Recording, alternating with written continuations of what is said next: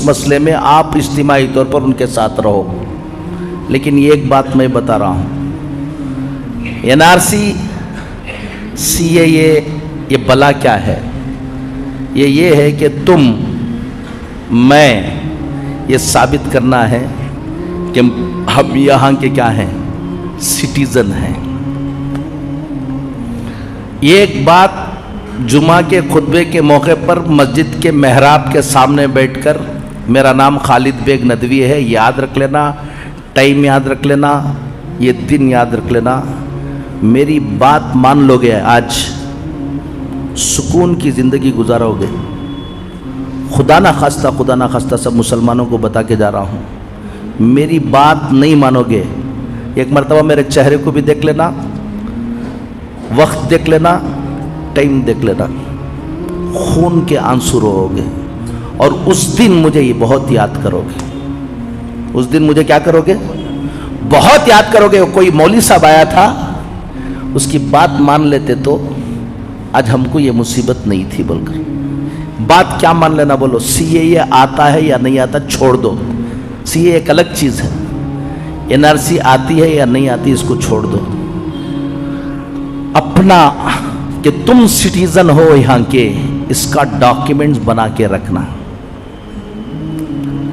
एक तहरीक चली, डॉक्यूमेंट नहीं दिखाओ बोलकर, ठीक है नहीं दिखाएंगे, वो जो पूरी मिल्लत मिलकर जो बोलेगी वो करो, हम डॉक्यूमेंट नहीं दिखाएंगे, रहया तो नहीं दिखाएंगे।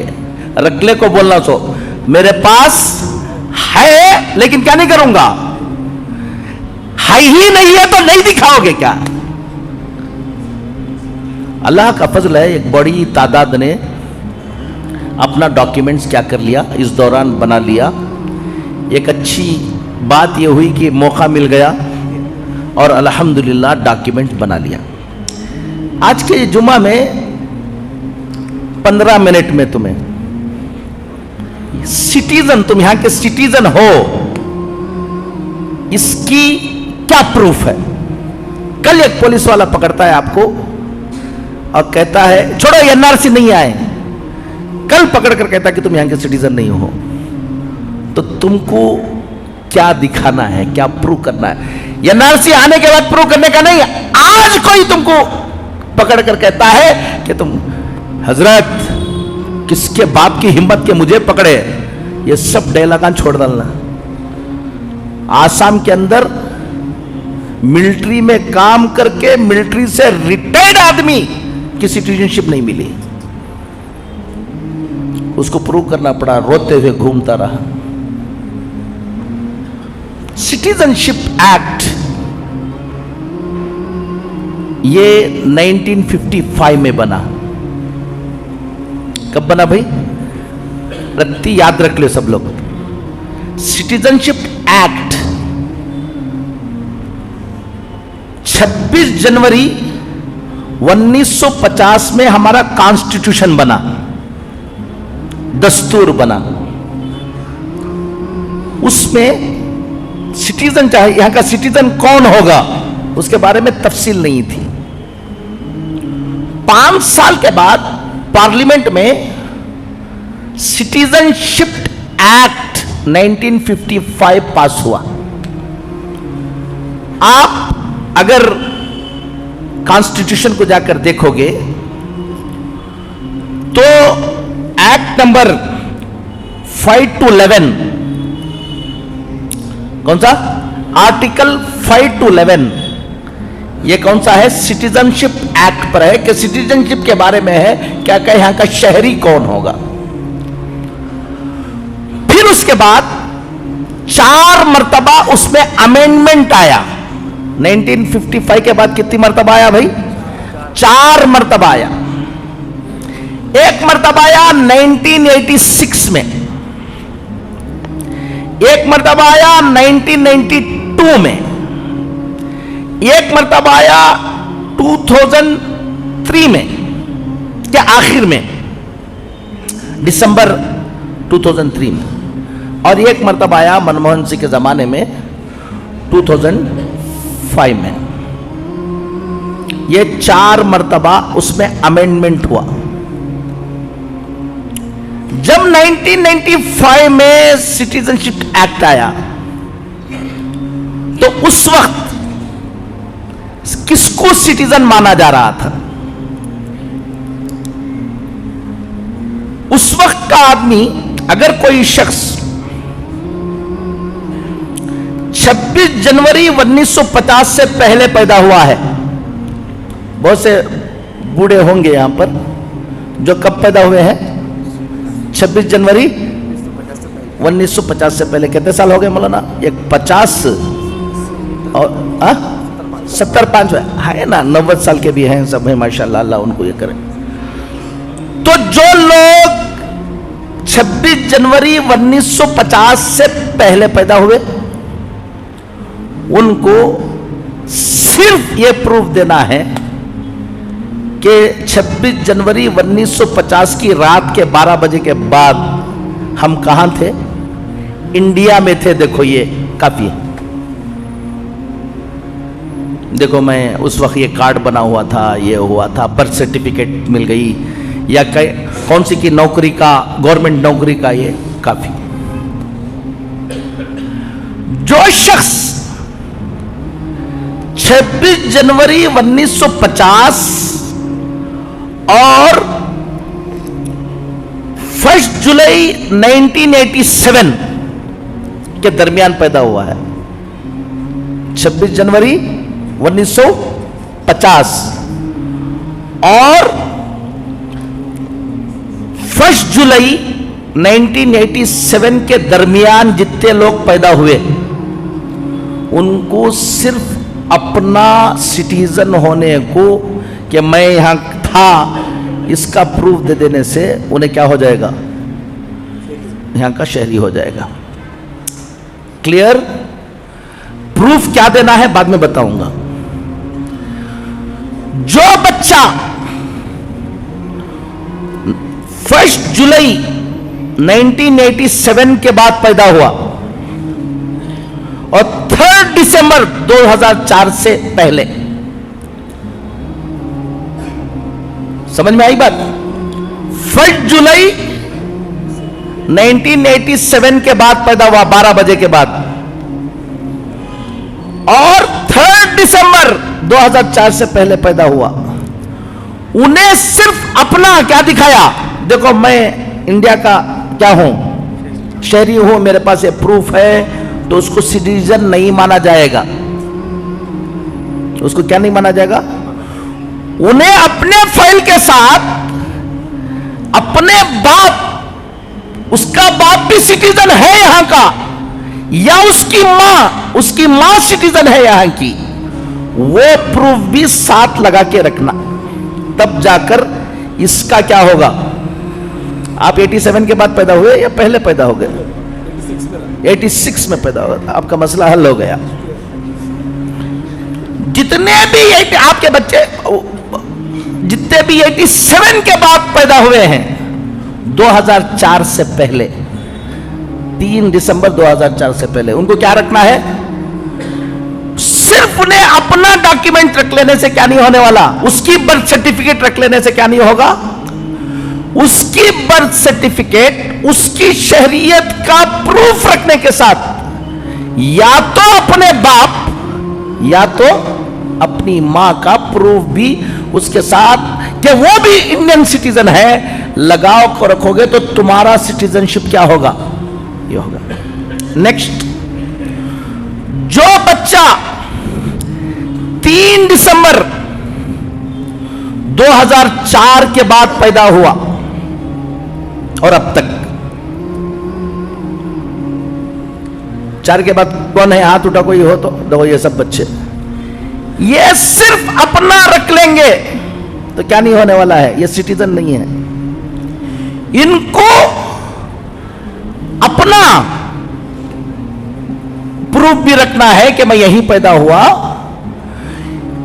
बाप का भी प्रूफ रखना है और मां का भी प्रूफ रखना है, दोनों का रखना है, जब इनकी फाइल पूरी होगी। क्लियर? इसको बोलते हैं सिटीजनशिप बाय बर्थ।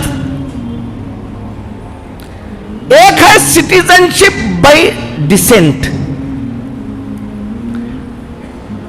उसका कानून क्या है कि जो बच्चा 26 जनवरी 1950 के बाद पैदा हुआ, यहां का सिटीजन था, वो जाकर सऊदी में था या कहां था, अमेरिका में, किसी भी बाहर की कंट्री में उन्हें काम कर लेकर था, वहां एक बच्चा पैदा हुआ, उसको बर्थ कहां हुई, वहां हुई। अगर फादर उसका सिटीजन है तो ऑटोमेटिकली उन्हें भी क्या है, सिटीजन है। 10 दिसंबर 1992 से पहले के बच्चे, 10 दिसंबर 1992 के बाद कोई बच्चा इंडियन सिटीजन का बाहर पैदा हुआ तो वो सिटीजन मान लिया जाएगा कि फादर या मदर उसके क्या हो। 3 दिसंबर 2004 के बाद जितने बच्चे पैदा हुए उनको उसी वक्त सिटीजन माना जाएगा। वहां सऊदी में पैदा हुआ, 1 साल के अंदर उस बच्चे के बारे में जाकर इंडियन डिप्लोमेटिक मिशन के अंदर उसका वहां पर क्या कराना, आप रजिस्ट्रेशन कराना। अगर रजिस्ट्रेशन करा के रहे तो वो बच्चा यहां का सिटीजन होगा, अगर रजिस्ट्रेशन नहीं करा के रहे तो आप तो क्या रहेंगे, इंडियन रहेंगे, वो बच्चा क्या नहीं रहेगा, इंडियन नहीं रहेगा। एक है सिटीजनशिप, इसको मैं छोड़ देता हूं आगे की। एक है सिटीजनशिप बाय रजिस्ट्रेशन, ये जो यहाँ के पहले से यहाँ पैदा नहीं हुए थे, फॉरेनर थे, इंडियन ओरिजिन के थे, उन्होंने दोबारा क्या लेना चाहते हैं, यहाँ पर सिटीजनशिप लेना चाहते हैं, उनके लिए सिटीजनशिप बाय रजिस्ट्रेशन, ये जो सीए आया है ना, उन्हीं के लिए आया है। उसमें सीएए में आया है कि अगर सिटीजनशिप नेचुरलाइजेशन, एक सिटीजनशिप रजिस्ट्रेशन, इसके लिए सीएए आया है। उसके अंदर यह है कि अगर अफगानिस्तान, पाकिस्तान, बांग्लादेश, इसके कोई भी आदमी आकर यहाँ रजिस्ट्रेशन लेना चाहता है, पहले से 10 साल या 12 साल का शरायत है, वो सिख होगा, जैन होगा, बुद्धिस्ट होगा और हिंदू होगा, तो उसको हम क्या दे देंगे, सिटीजनशिप दे देंगे। मुसलमान होगा तो क्या नहीं करेंगे, नहीं देंगे। यही सीएए है। मैं आपको यह सीएए इस वक्त थोड़ा सा पेचीदा है, जल्दी ख़त्म करना है इसको, इसमें आता हूं। अब आपको करना क्या है, आसाम में हुआ क्या मसला सुन लो, बोलता हूं। आसाम में डॉक्यूमेंट सबके पास था, कुछ लोगों ने घमंड किया यही, अरे सालों से हम यहां हैं, कौन हम ना, ये सब दुनिया में होता है क्या बोलकर बाद में रोते हुए घूमे। लेकिन एक बड़ी तादाद के साथ क्या हुआ, जो नाम की स्पेलिंग है, एक डॉक्यूमेंट में एक स्पेलिंग थी, एक डॉक्यूमेंट में एक स्पेलिंग थी, यही स्पेलिंग वालों की तादाद 10 लाख की थी। समझ लो आप, हमारा हाल यह है कि हमारे डॉक्यूमेंट बहुत खराब हैं इस मसले। गौर से सुन लो, ये आ रहा इसलिए बोला, मुझे बहुत याद करोगे बोलकर। तुम्हारी प्रॉपर्टी है, खरीदा है, उस प्रॉपर्टी के अंदर तुम्हारे नाम की स्पेलिंग दूसरी है और तुम्हारे जो सिटीजनशिप के लिए जो तुम्हारे पास क्या है, पेपर है, आधार कार्ड, पासपोर्ट, इसके अंदर स्पेलिंग क्या है, दूसरी है। तो गौर से सुन लो, वो प्रॉपर्टी तुम्हारी नहीं है। गौर से सुन लो कि वो प्रॉपर्टी क्या नहीं है, तुम्हारी नहीं है। रजिस्ट्रेशन करने जाओगे तो रजिस्ट्रेशन नहीं होगी, फिर वो प्रॉपर्टी चली जाएगी हुकूमत को। क्या बोला ना, आपको इसके सामने क्या मेंबर के सामने ऐसा ऐसा छोड़ रही तुम अगर को बोले तो खून के आंसू रहोगे। मैं इसका माहिर हूं, ये भी बता रहा हूं। मैं जजेस के साथ, हाई कोर्ट जजेस के साथ, सुप्रीम कोर्ट जजेस के साथ बैठकर यह कानून पढ़ा हुआ हूं। सबसे पहला काम, कमाओगे क्या, ये करोगे क्या, वो सब बाद में करो। आज मैं बोल कर जा रहा हूं, आइंदा जुमा तक सीधा जाकर अपने घर के सब के डॉक्यूमेंट निकालो, स्पेलिंग देख लो। अभी भी टाइम अल्लाह ने दिया है। जब लागू होकर अब जहां 1000 रुपए में 2000 रुपए में तुम्हारा क्या बन जाएगा, डॉक्यूमेंट बन जाएगा। नहीं करा लोगे तो आसाम के अंदर एक डॉक्यूमेंट बनाने 5-5 लाख 10-10 लाख रुपए ऑफर किया, नहीं हो पाया।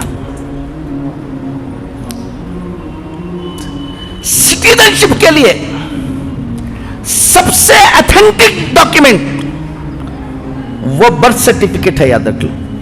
क्या रखे? Birth certificate. अब मेरा बर्थ सर्टिफिकेट नहीं था, मेरा खुद अपना, सबको बोल रहा हूं मैं, मेरा बर्थ सर्टिफिकेट नहीं था। मेरे पास पासपोर्ट, आधार कार्ड, इलेक्शन आईडी कार्ड सारा है, लेकिन क्या नहीं था? बर्थ सर्टिफिकेट नहीं था तो भी सिटीजनशिप के लिए डॉक्यूमेंट क्या हो जाएगा, दूसरा भी हो जाएगा। लेकिन सबसे ऑथेंटिक डॉक्यूमेंट कौन सा है? बर्थ सर्टिफिकेट है। मेरा नहीं बना था। मैंने हजारों लोगों को बताया कि बर्थ सर्टिफिकेट आज 90 साल के बूढ़े का भी क्या हो जाएगा, बन जाएगा। बहुत आसान काम है। मैंने एक लायर को पकड़ा और उसको काम दिया, और वो जाकर कोर्ट में केस डालेगा, अपील करेगा कि मेरा क्या नहीं है, बर्थ सर्टिफिकेट नहीं है। उसके लिए म्यूनसिपालिटी में जहां पर रजिस्ट्रेशन होता है वहां से एक एक्नॉलेजमेंट लेना है कि तुम्हारा नाम यहाँ क्या नहीं है बोलकर। उसके बाद वहां पर जाना है, एक इंक्वायरी आती है। इंक्वायरी आने के बाद जज के पास जाना होता है। ये 3 से 4 महीने आपको भागना नहीं है, वो लायर कर लेगा। आखिर में एक विटनेस होगा, 2 विटनेस को लेंगे, आपका बर्थ सर्टिफिकेट, मेरा बर्थ सर्टिफिकेट अभी बन गया अल्हम्दुलिल्लाह।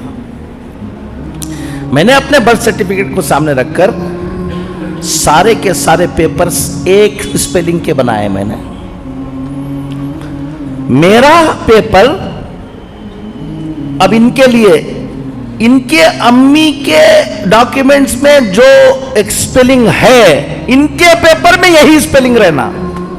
इनके अब्बा के डॉक्यूमेंट्स में जो स्पेलिंग है वही स्पेलिंग किसके रहना, इनके रहना।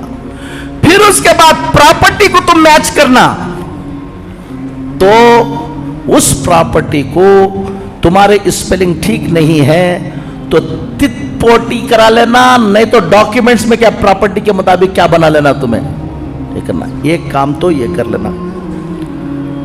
अब अपना मोहल्ले के जिम्मेदारों को मैं ये कहता हूं, हम लोगों ने लाखों लोगों के डॉक्यूमेंट बनाए अल्हम्दुलिल्लाह पूरे मुल्क में। जब हम लोग बना रहे थे कुछ लोगों ने ऐलान कर दिया डॉक्यूमेंट नहीं दिखाएंगे। अरे भाई नहीं दिखाओ भाई, मैं भी नहीं दिखाऊंगा, लेकिन बना को तो रख लेना है। तो डॉक्यूमेंट्स बनाओ। डॉक्यूमेंट बनाने की मस्जिदों के अंदर एक निज़ाम बनाओ। 200-300 घर रहते हैं, हर घर वालों को सबको मालूम नहीं होता, उसको समझा के बोलो। सबसे ज्यादा परेशानी कहाँ आती है? तलाक हो गई है, किसमें? मियाँ बीवी में। बच्चे हैं, बच्चे माँ के पास हैं, वो बाप को गुस्सा है, उन्हें अपने डॉक्यूमेंट्स देने के लिए क्या नहीं है, तैयार नहीं है। हमें ही बर्बाद कर देना चाहते हैं, हमारी नस्ल को गुस्सा आ गया है तो सब कुछ किसी भी तरह से बर्बाद कर देना चाहते हैं।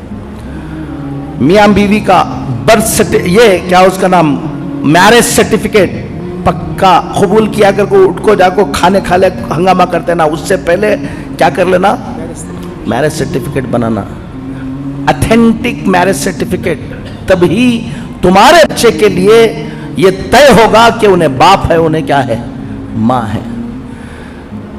टाइम हो गया है, फिर कभी इंशाल्लाह। सिर्फ इतनी बात समझ लो, अपने बच्चों की अकीदे की क्या करो, हिफाजत करो। नंबर 1 हालात जो जो आएंगे कोई घबराने की क्या नहीं है, मेहनत कर लो, अल्लाह ताला की मदद भी रहेगी इंशाअल्लाह।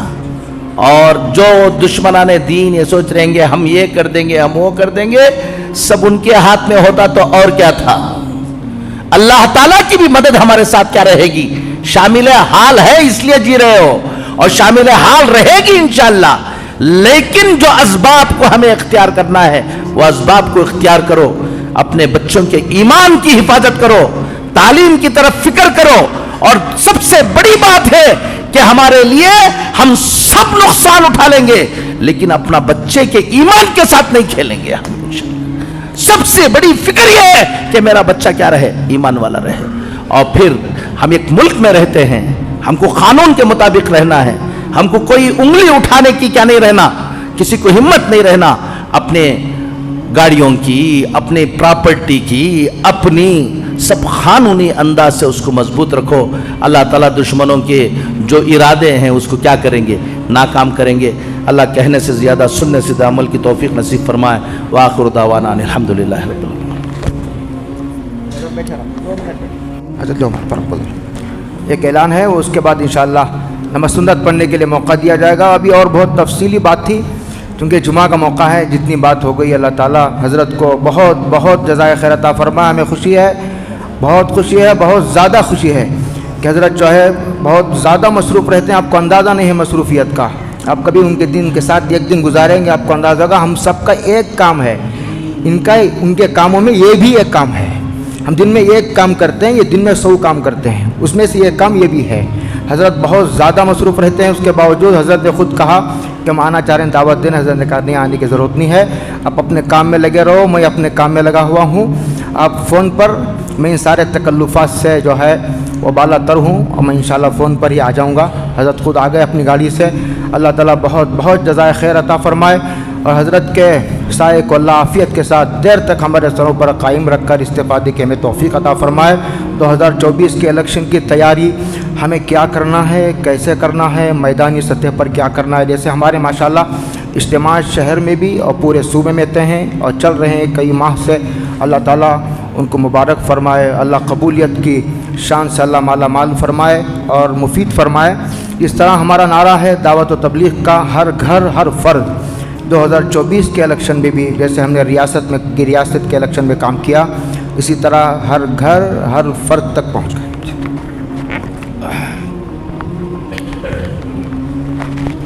2 मिनट ये भी सुन लो, फिर मिलेंगे या नहीं मिलेंगे पता नहीं, मैं भूल गया। टाइम तो बहुत कम होता है यहाँ पर। 5 मिनट बैठेंगे इंशाल्लाह। हाँ 10 मिनट चलेगा। 5 मिनट सुन लो, गौर से अच्छी तरह सुन लो। इलेक्शन में वोट डालना दूसरी कौमों के लिए अपने कैंडिडेट को जिताने के लिए है। मुसलमान को इलेक्शन में वोट डालना यहाँ पर हमारी ज़िंदगी के सेव करने के लिए, याद रखना। अगर आप इलेक्शन में वोट नहीं डालोगे तो अगर आपने इलेक्शन में वोट डाला, खुद ये एक सबूत है कि आप इलेक्टोरल रोल में थे और यहाँ के क्या हैं, सिटीज़न हैं। दूसरी कौमों को अपनी हुकूमत बनाने के लिए इलेक्शन में क्या डालना है, और हमें वोट जो डालना है वो सिर्फ हुकूमत को सोचकर नहीं डालना है, अपनी ज़िंदगी के लिए डालना है कि हमको यह साबित करना है कि हम कहाँ के हैं, यहाँ के। ये जो काम हम लोग करते रहते हैं कि कौन की जीतता, हमें वोट डाल को क्या करना। कॉन्स्टिट्यूशन ऑफ इंडिया जो अभी इलेक्शन आ रहा है,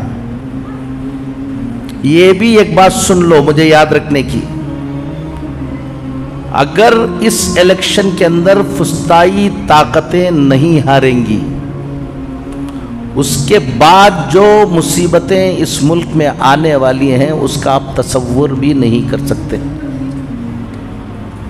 दूसरी कौमों के लिए अपनी हुकूमतें बनाने के लिए है, हमारे लिए ये जो आने वाला इलेक्शन है वो इलेक्शन अपने वजूद को बाकी रखने के लिए है, याद रख लेना।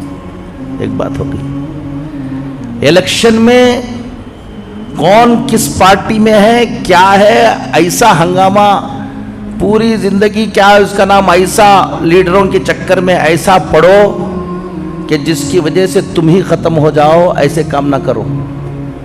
कौन किस पार्टी में है, कहाँ है, वो सब रहो, उससे हम लोगों को कोई क्या नहीं है, ताल्लुक नहीं है। ये कश्ती पर हम सब सवार हैं, ये कश्ती बाकी रहेगी तो हम भी बाकी रहेंगे, ये कश्ती डूब जाएगी तो कोई लोग बाकी नहीं रहेंगे। इसके लिए सबसे पहला काम, इलेक्शन आने से पहले ये ज़रूरत नहीं है, 2-3 काम ये कर लो। पहला काम यह है कि हमारा वोटर लिस्ट में क्या हो, नाम हो। नाम वोटर लिस्ट में एनरोलमेंट का वक्त क्या हो गया, अभी हो गया, तो परेशान होने की ज़रूरत नहीं है। हर वक्त अपनी वोटर लिस्ट में नाम चेक कराते रहो। एक काम बता के जा रहा हूं आप लोगों को, इसमें हम लोगों ने सख्त हालात में काम किया है और उसका तजुर्बा कर लिया है। वोटर लिस्ट में नाम फट से निकाल देते हैं, ये तुम्हारे लिए बहुत डेंजर है। वोटर लिस्ट में नाम चेक करते रहो। अगर किसी का नाम वोटर लिस्ट से निकाला, फौरन एक लायर को पकड़ो, लायर को पकड़कर RTI में एक क्वेश्चन भेजो उसको फौरन।